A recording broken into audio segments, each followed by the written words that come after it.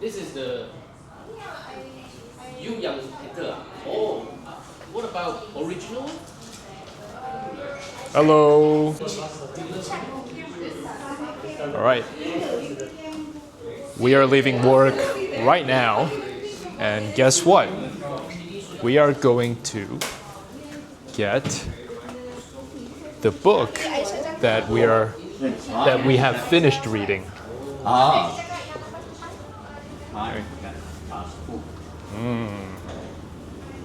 Are you excited?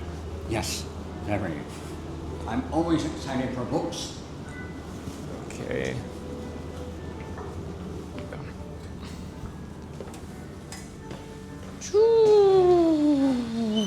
Yeah, so Peter Douglas and I are going to get our favorite book. We've just got off work. Yes.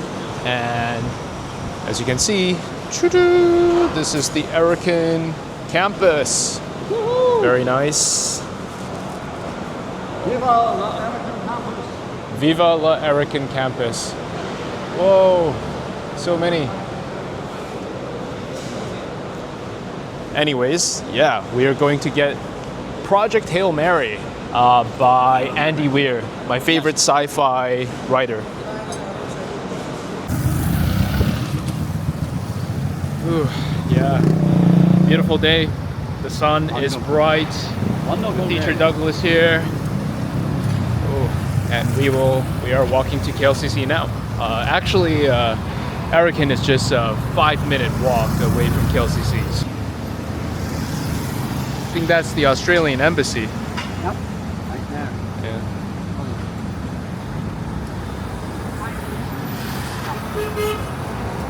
Looking good.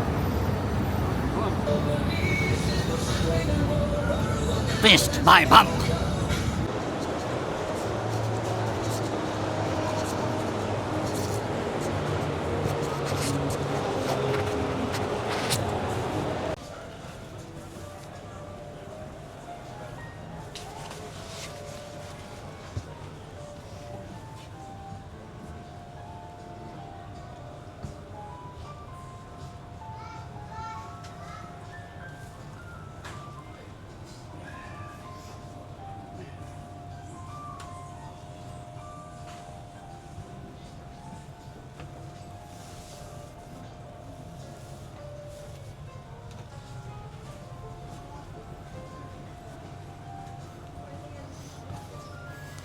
Check this out.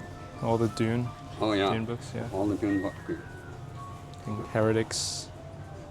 Chapter House. Red Rising. Yeah, Red Rising. Have you read it? Yeah, I was hoping to get the first book. The- It's not stuff. We probably bought it, the first book. Yeah. I love this. Yeah. We're on, I think, Lightbringer. Yeah, Lightbringer, and then waiting for Red God. On, do they have that one? The one that no, Golden Sun. Is it the second one? Golden Sun is the second one, and then after Golden Sun, it's Morning Star. Yeah, and that is like trilogy one. Yeah, Pierce I Brown. love it.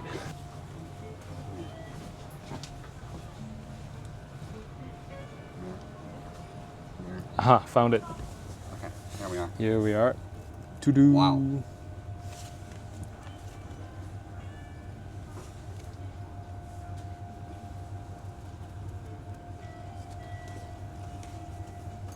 We have found our treasure.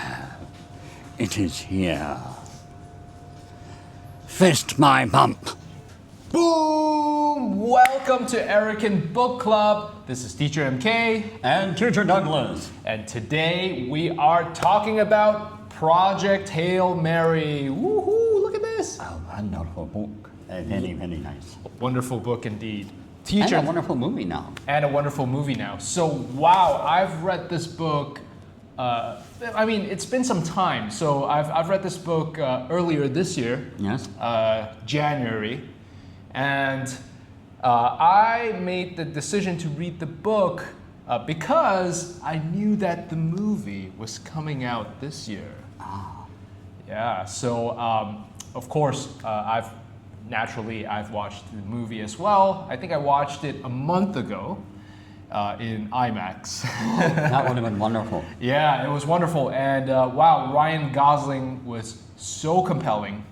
And of course, the interpretation of Rocky, the alien. Oh, yes. Yeah. Now, I haven't had a chance to see the movie in theater, but I saw tons and tons and tons of clips on YouTube. Yeah. And I love it. The great thing is, I get to go into the book with all these images, so I have Ryan Gosling in my head as I read the Dr. book. Raylan Grace. Yeah. By the way, guys, if you've not read the book and have not seen the movie, I recommend you to read the book first, okay?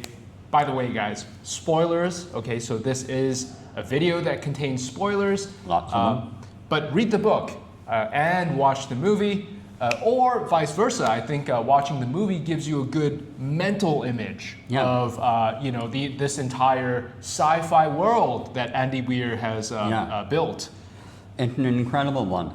Yeah. Shall we give them a little bit of words to attract? Sure. I mean, as Rocky would say, amaze, amaze, amaze. Yes. It's such a great interpretation of what, of how translations would happen. When we meet a friendly alien, I would imagine an alien would emote the way, Rocky does because, well, of course, Dr. Raylan Grace actually creates a computer program to translate alien speech.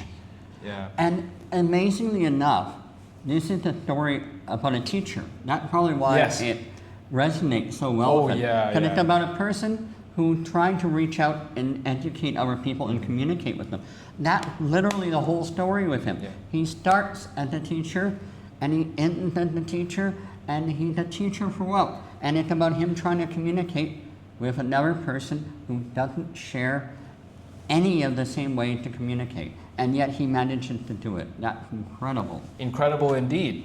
Okay, so let us go into the overview and introduction of this book. Mm-hmm.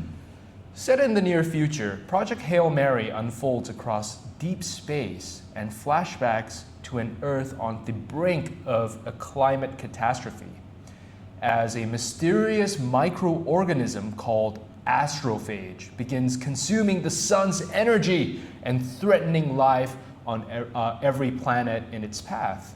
So our main protagonist is Raylan Grace, or I should say Dr. Raylan Grace, a junior science teacher with, of course, a checkered academic past. He wakes up alone in an interstellar spacecraft, and with total amnesia, by the way, total amnesia. And well, he is, throughout the book, he slowly pieces together what his past is, who he is, and it's basically just insomnia.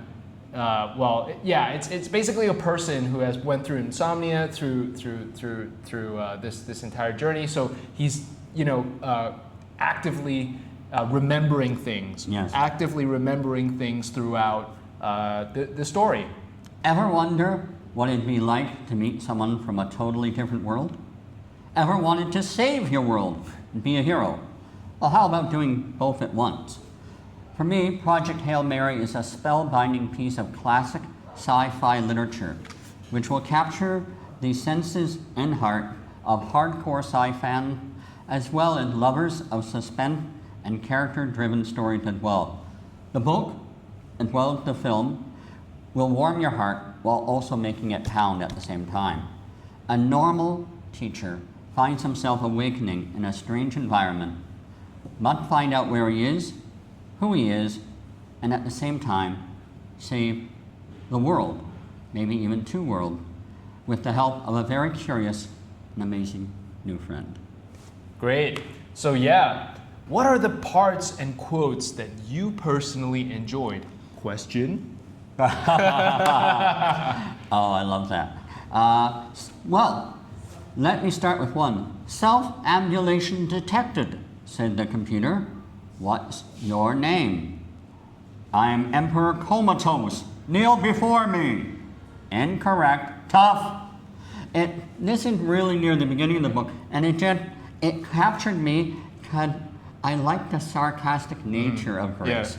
You really get me, sense of Well, humor. I would say Dr. Raylan Grace is actually a very totally relatable character. Very. So, yeah, he's not, you know, the hero or the archetypal hero that is you know, just, that is, you know, above human emotion. Well, it's actually quite a reflection of humanity itself. You know, we are Absolutely. thrown into situations that we don't want to be in, and you know, of course, you have to read the book to really understand. But he gets thrown into this. And he has a good sense of humor, which you have to survive what he goes through. I mean, I remember even when he trying to talk to his new friend, and he gets which is a string of musical symbols. Yeah. And you know, our main character Grace says, "Well, what's that mean? It is when person not act normal, danger to self." I say crazy. My word for that is crazy. Crazy. Humans are crazy. And that's what he does. He shrugs. Yeah, one of my favorite quotes was from chapter 14, where Grace, Dr. Grace, was marveling at how fast Rocky was doing calculations in his brain. You know, so the alien mind and the human mind are both fundamentally different, right? So, you know, Rocky has this ability to calculate, you know, space trajectory and, you know, and lots of science, you know, do lots of science calculations in his mind. And by the way, Rocky is the name he gave. Yeah, Rocky is the alien. name he gave to the alien. So, math is not thinking. Math is procedure. Memory is not thinking. Memory is storage. Thinking is thinking. Problem, solution. You and me think same speed. Why question? So this is, you know, when Grace, Dr. Grace actually asks Rocky about, or compliments Rocky about his thinking speed, and well, Rocky goes like, well, you know, it's not really that impressive because, you know, math is math, like calculation is calculation, is computation, but we think in the same speed, and you have, you know, your technology, you have your computers to help you, you know, crunch the math.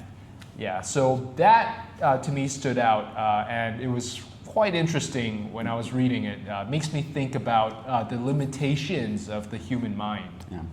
And it's really so much about it, the interaction and trying to even come to relate to the culture. Yeah, the And bromance. The bromance. Yeah. And I think one of the big things for me, one of the things that really hit me, early on when he meets Rocky says, "You sleep, I watch." Yeah, And he's like, "Why do you want to watch me sleep? What? And then later on, he said, "I sleep, you watch." yeah.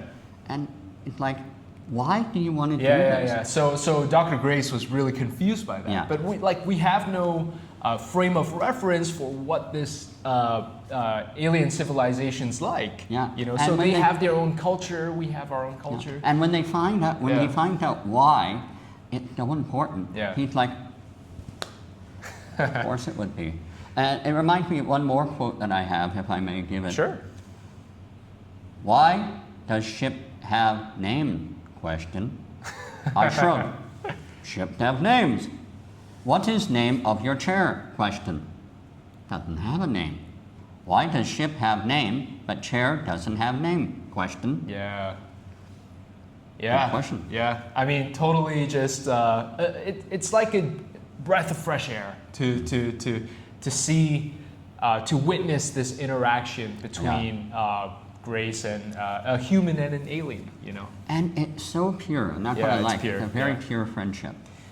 Another quote I really enjoyed in chapter 17. Ah, okay. Yeah, so this is when Grace is deep into his collaboration with Rocky. So at this point, you know, they're constantly encountering like a new phenomena, new materials, or at least the readers, we, the readers, are introduced to new materials, stuff like, well, first and foremost, they introduced the astrophage idea Oh, yeah. very, very early on. And then there is the discovery of this organism called Taumiba, Yeah. which is, the solution to the astrophage problem. Yeah. There's also, Dr. Grace calls Rocky's alien civilization Iridians, because they are of the, planet Erid, and Xenonite, Rocky's material, right? The material that Rocky works with when he is crafting his little gadgets and technology is so cool. Okay, the hardest part about working with aliens and saving humanity from extinction is constantly having to come up with names for stuff.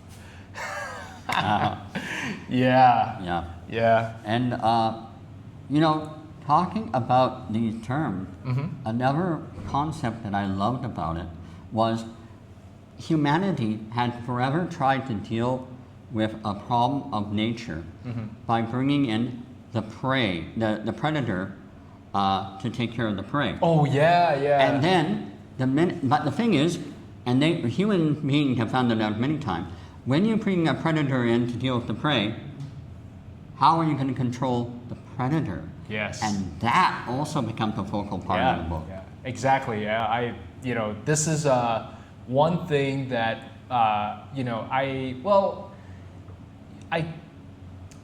I could foresee. Well, I was guessing that he might have some problem with this new.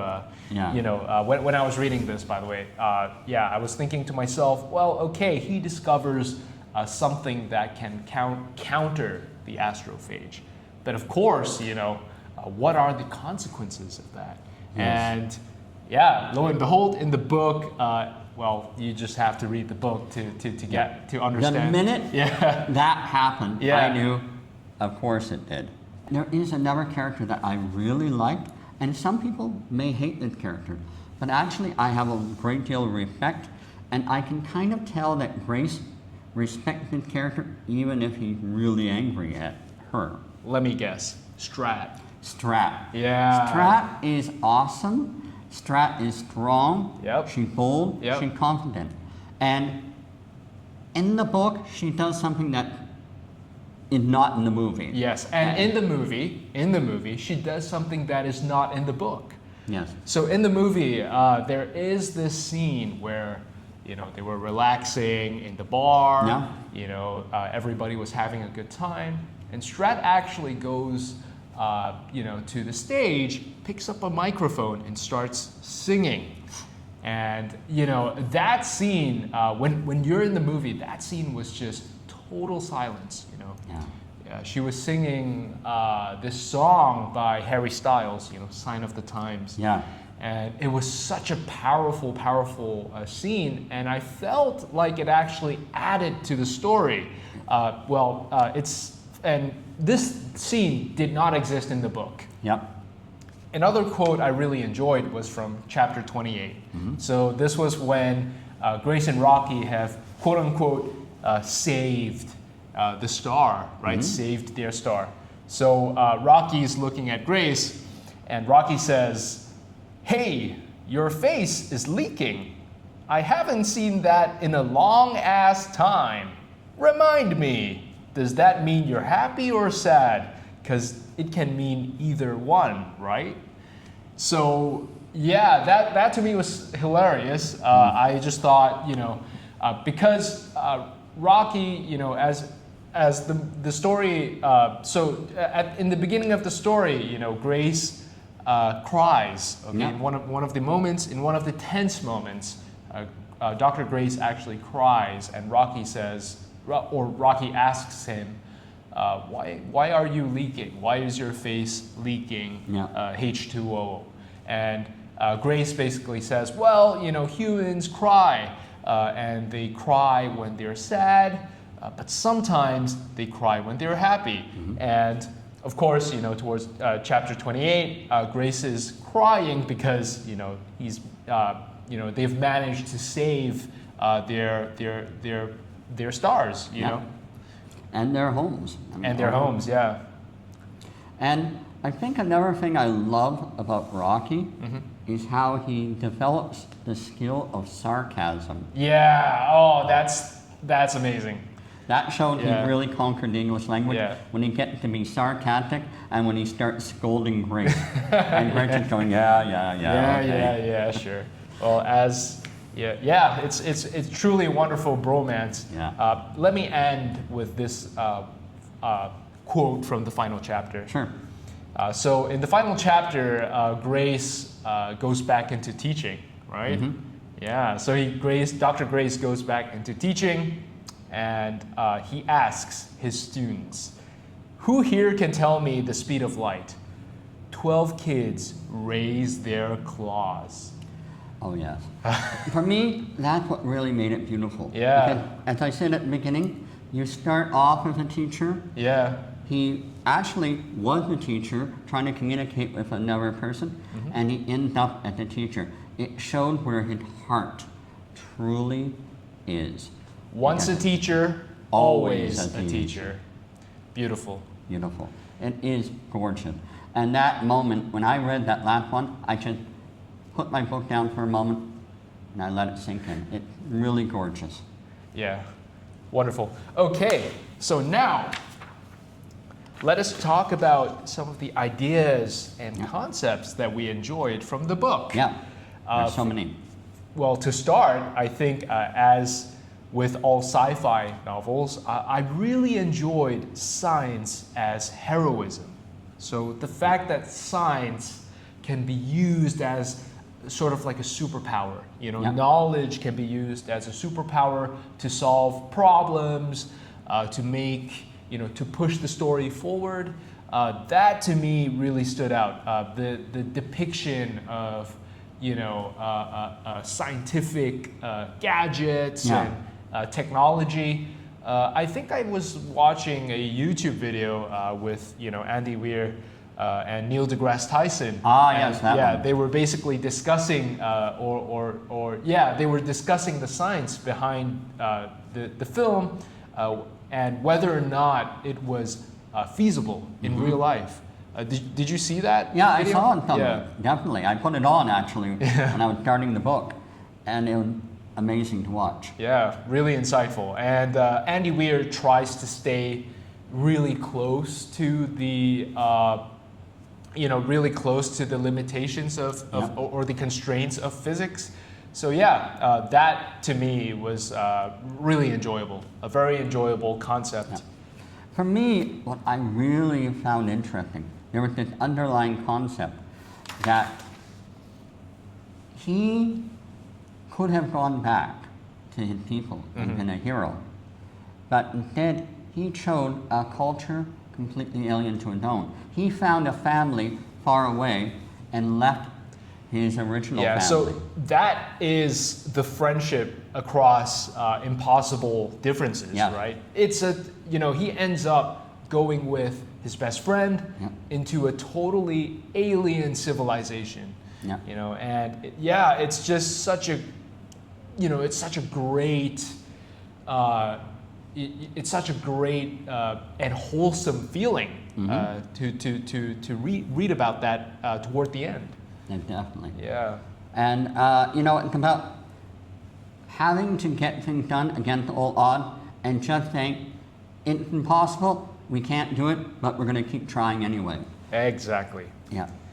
Another thing I really enjoyed was, of course, the communication with first contact chapters where we are sort of like just not really sure if Dr. Grace, our protagonist, is in danger or if it's all going to be okay. It's an alien. He's talking to an alien, or he's making first contact with an alien, and just the entire build to that, just the entire build to the part where we meet Rocky for the first time, really interesting. Okay, let's talk about the writing style. Yeah. First person, First person, yeah. present tense. Present tense? No, actually, no. The flashbacks were not present tense. And they were told from the past and Yeah. then going forward. So very interesting. You have two different senses. Yeah, going two to the book. different timelines. Yep, and that's the way that you have one going forward, and then you have another timeline that going forward at the Yeah, same time. flashing back, Interweaving, interweaving. and that was brilliant. The interweaving was great, where he slowly learned more Yeah, of what he needs to know. And it's not just, okay, I'm breaking into a memory for no reason. Every memory serves a purpose. yeah. I also really liked the conversational aspect of, Yep. of this book. It pushes the story, it moves the story smoothly. So it reads like a like a hangout session Yep. between Grace and Rocky, kind of like what we're doing now. Just Exactly. conversing back and forth. When you're with someone and your buddy, you can just sit there and talk Yeah. aimlessly, and that's what they do. They have some small talk. It's not important, but to them it is. Yeah. Small talk is important. I also really enjoyed the technical writing style of Andy Weir. So in the problem-solving scenes, they use actual math, actual science terminology. And it's really clean. It's done surprisingly well, I would say, Yeah. in the book. So the technical terminology. Oh man, I love this film, I love this book. The book is The book wonderful. and the film. I would say the movie is quite close to its source. And the changes that they make, yeah, some of it makes sense. They took out some of the conversation. You can't have the movie with that Yeah. long conversation. yeah. And also, one thing that they don't show in the movie is how the explosion actually happened. Yeah. Yeah, so there's a cut scene. I just remember this. There's a cut scene to the explosion, but in the book they actually go into detail about why the explosion happened. Just a bit more detail, a bit more nuance to the situation.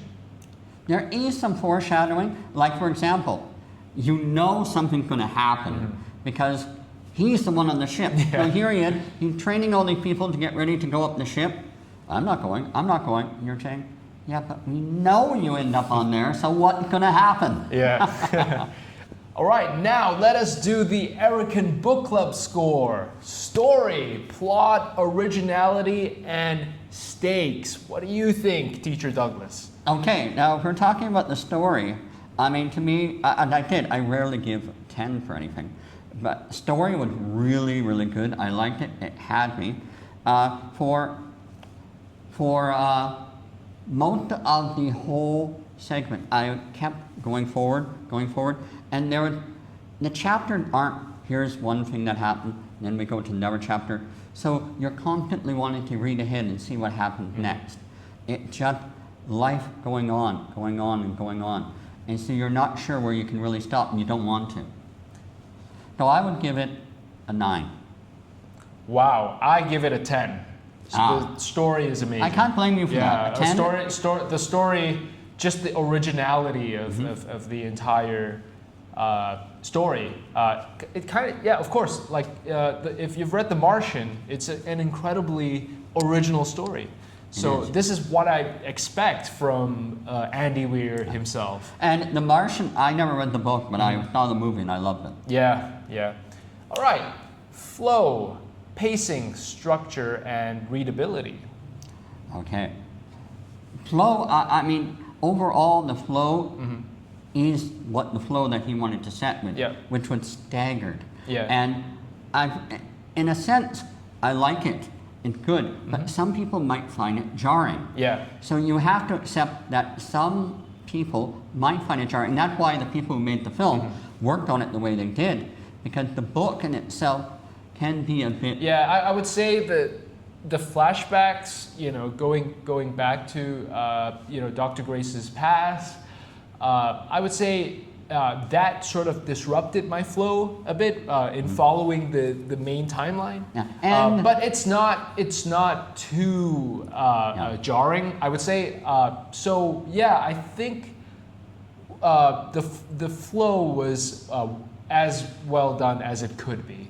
I would give it an 8 ironically, out of 10. I gave Yeah. it the same. Oh, 8. okay, 8 You out did of 10. well. 8 for Out of flow. 10. I mean, 8 is still pretty good. It's pretty good. I think that, there were some times where they were sitting there spending time Yeah, just hanging out. just hanging out, and there's nothing really happening. And I understand why you did that, Yeah. but it can be a bit slow at times. Exactly. Okay, characters. Depth, development, relationships. 10 out of 10. 10 out of 10. 10 out of 10 I for cannot characters. say any lower. Yeah. There are fewer characters than in the last book we did. Yeah. Because, there are other characters, but there's only a handful of characters that really matter. Exactly, and I felt like Andy Weir really built, the characters up really well. Especially, Grace with this, character discovery, Rocky, and of course Strat. A great character indeed. Oh, yeah. All right, language, prose, dialogue, and style. What do you think, Teacher Douglas? I actually have 2 markers for this, and you're going to ask me why, but there's a reason. It depends on who you are. Now, if you are a strong sci-fi fan, Reader. then I would actually argue that this is a 10. Yeah, Because it's very strong and very powerful. very prominent. And it makes sense. It really Yeah. brings the logic in. However, if you're someone who, what we call a light sci-fi reader, and I've been accused of being that, who I want to see the action, I want to see all the stuff going on in space, but I don't need to have a complete write down of molecules and little numbers and everything, they might find it a bit tedious. And for that reason, I would give it an 8. So it's an 8/10 for me. Yeah, I would say an 8 for me as well. Okay, overall, final verdict. What do you think, Teacher Douglas? For me, when I average it all out, as I said, it's very hard to get a 10 out of me, especially for overall. So I give it a 9 because it is incredible, it is Yeah. amazing, and I would recommend it to anyone, both the book and the movie. It's stunning. A book is good when you finish the last page and you have to stop and just think about it. That's what this book did to me. And it really deserves a 9. Just a little bit more and it would have been a 10. I would give it an 8.5 out of 10. Just because, I think if there were a bit more depth this is such a tough thing. I remember I struggled with Red Rising as well. But, a conservative 8.5 out of 10 for me. I believe that Project Hail Mary is actually a wonderful one-off read, so you don't have to, onboard or you don't have to bring yourself into like a big trilogy. There's there are no intense world building elements to this. It's a really good one-off story, one-off novel Definitely. that anyone can enjoy. Final thoughts? Question?